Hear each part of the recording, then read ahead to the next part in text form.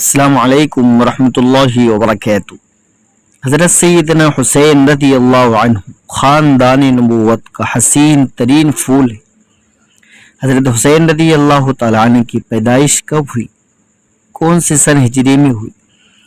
حضرت حسین رضی اللہ تعالیٰ عنہ شعبان سن 4 ہجری میں داماد رسول صلی اللہ علیہ وسلم، فاتح خیبر، شیر خدا سیدنا علی المرتضی رضی اللہ عنہ کے مبارک گھر میں نواز رسول، جگر گوشے بطول سیدنا حضرت حسین رضی اللہ عنہ کی ولادت باسعادت ہوئی سن 4 ہجری میں۔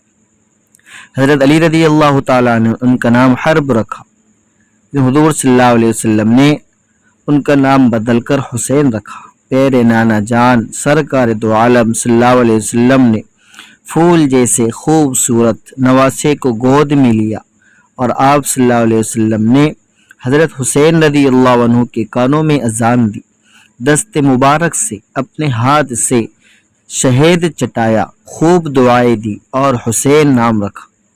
حضرت سیدنا حسین رضی اللہ تعالیٰ عنہ اللہ کے نبی صلی اللہ علیہ وسلم بہت زیادہ محبت فرماتے ہیں کہ یہ حضرت حسن اور حسین یہ دونوں میرے لیے دنیا میں یہ پھول ہیں، ریحانہ یعنی پھول ہے۔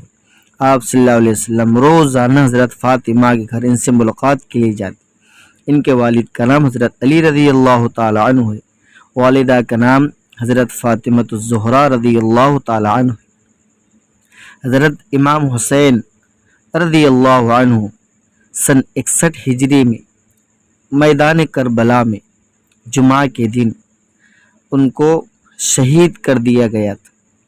پیارے اور خوبصورت پھول کو سن 61 ہجری میں شہید کر دیا گیا تھا۔